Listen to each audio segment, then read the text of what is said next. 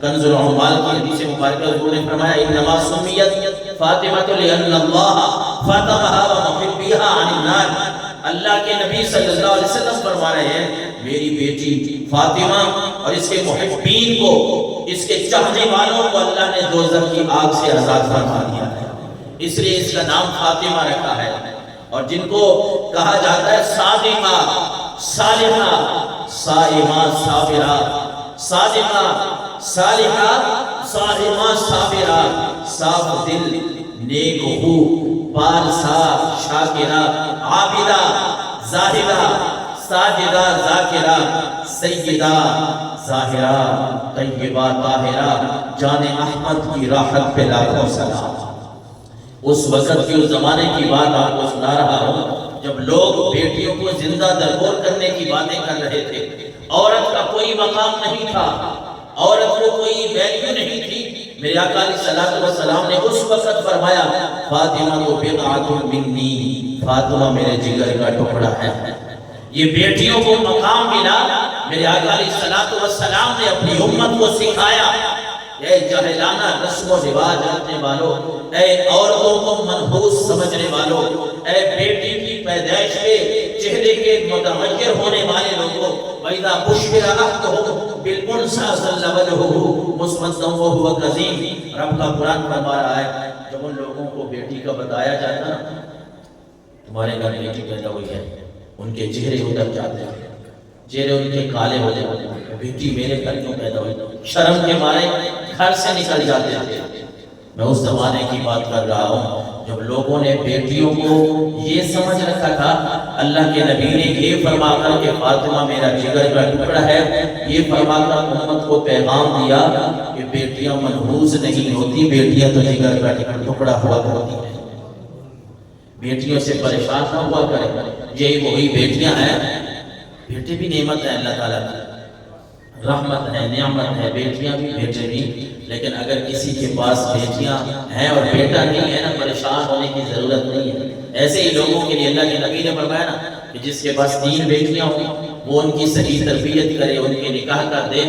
آپ نے 2 انگلیاں ملا کے اشارہ کیا کہ قیامت والے دن جس بندے نے بیٹیوں کی اچھی تربیت کی ہوگی وہ قیامت والے دن میرے ساتھ ہوگا. یہ کیا کم ہے. اور اللہ کے نبی صلی اللہ علیہ وسلم نے فرمایا جس نے فاطمہ کو تکلیف دی اس نے مجھ محمد کو تکلیف دی، اور جس نے فاطمہ کو خوش کیا اس نے مجھ محمد کو خوش کیا. اور ام المومنین حضرت عائشہ صدیقہ فرماتی ہیں انہا قالت ما رأیت احدا کان اشبہ زبدا وہدیا ودلا. عادات میں، چال چلن میں، بات چیت میں حضرت سیدہ فاطمہ جو ہے وہ آقا کریم علیہ السلام کے مشابہ. اور یہ بیٹی اور باپ کا پیار کیا ہوتا ہے یہ ہمیں حضرت سیدہ نے سکھایا اور حضرت سیدہ کے بابا نے سکھایا. حضرت عائشہ فرماتی ہیں ہوتا یہ تھا کہ من فاطمہ کانت اذا دخلت علیہ قام الیہا فاخذ بیدہا فقبلها واجلسها فی مجلسہ. کہ حضرت سیدہ فاطمہ کے پاس اگر اپنے ابا جان تشریف لاتے نا، حضور تشریف لاتے، حضرت سیدہ فاطمہ بیٹی نے بھی سمجھایا ہے کہ باپ کا مقام کیا ہوتا ہے، باپ کا مرتبہ کتنا ہوتا ہے. کہ جب آقا کریم علیہ السلام حضرت فاطمہ کے پاس تشریف لاتے تو آپ کھڑے ہو کے اپنے ابا جان کا استقبال کرتے تھے. صرف یہ نہیں بلکہ آپ کے ہاتھ کا بوسہ بھی دیتی تھی. صرف یہ نہیں بلکہ اپنی جگہ خالی کر کے اپنے والد کو اپنے بستر پہ بٹھایا کرتے تھے. یہ بیٹی نے سکھایا ہے کہ باپ کا مقام کیا ہے. اور جب سیدہ اپنے ابا جان کے پاس تشریف لے جاتی تو وہاں بھی یہی ہوتا کہ میرے آقا علیہ السلام جو سارے جہانوں کے لیے رحمت بن کے آئے ہیں، اس نبی کا طریقہ کیا تھا.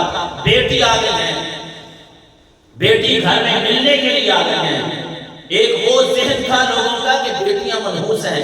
ادھر حضور نے یہ سمجھایا بیٹی ملنے کے لیے آئی ہے تو باپ بھی اپنی جگہ سے کھڑے ہو گئے، ابا جان بھی اپنی جگہ سے کھڑے ہو گئے، اپنی بیٹی کے ہاتھ کا بوسہ لیا اور اپنی بیٹی کو اپنی جگہ پہ بٹھایا اور لوگوں کو پیغام دیا کہ لوگوں یہ بات یاد رکھو، بیٹی اور باپ کا آپس میں رشتہ ہی ایسا ہے کہ یہ پیار اور محبت جتنا بڑھتا جاتا ہے یہ رشتہ مضبوط ہوتا جاتا ہے. اور پھر ہماری ماں بہنوں کی یہ بھی تربیت کرنے کی ضرورت ہے۔ آج کل 8 مارچ ہے نا، میں بات اس لیے کر رہا ہوں کہ 8 مارچ عالمی خواتین یوم خواتین منایا جاتا ہے، وہاں آپ کو پتہ ہے زیادہ بات کرنے کی ضرورت نہیں ہے۔ جو آج کل کی لفن کی عورتیں ہیں انہوں نے ہماری ماں بہنوں کے لیے، والد ہماری بیٹیوں کے لیے کیا کچھ کیا، بے حیائی کے جتنے بھی اڈے اور راستے ہیں کھولنے کی کوشش کی ہوئی ہے۔